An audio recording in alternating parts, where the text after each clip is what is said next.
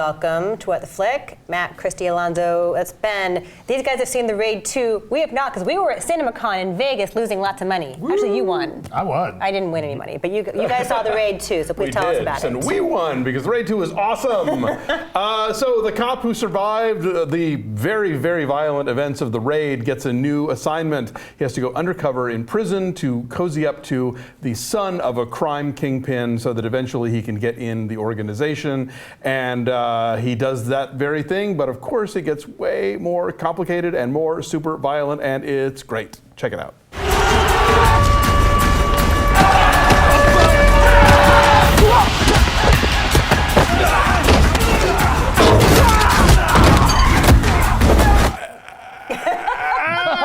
This was a lot of fun. This was a lot of fun. Oh my God, this movie! I had a great time. I mean, it's that kind of thing where you get a little excited when Fred Astaire dances on the wall, right. And then when he's on the ceiling, you're like, oh my God.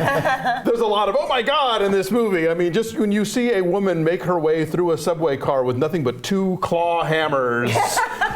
Yeah, I mean, Matt's gonna love this movie.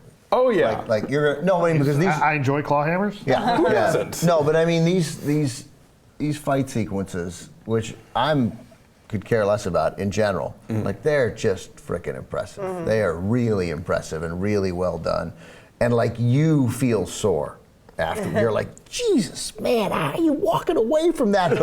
But again, to the movie's credit, they limp away. You know, I mean, people bleed. They're hurting. Yeah, people are hurting after this, and they stay hurting throughout. But it's paced really well in the same way that the Raid was. It was sort of this nonstop mayhem, but it did kind of peak and valley, and you didn't feel completely drained by the end of it. But you had been through something.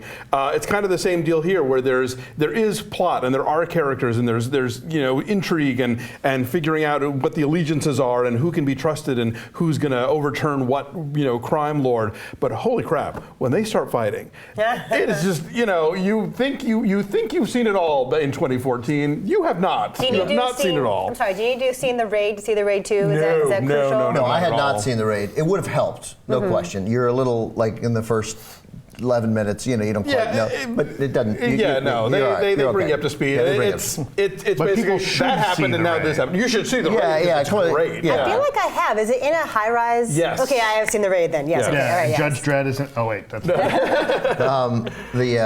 I confused it with The Great Raid. They're very similar. Totally, almost the same movie.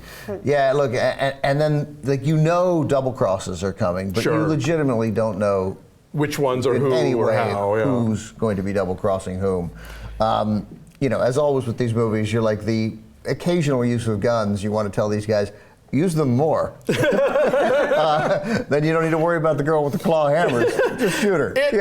I would say, it at some point it starts feeling a little long. Maybe just because there's so much.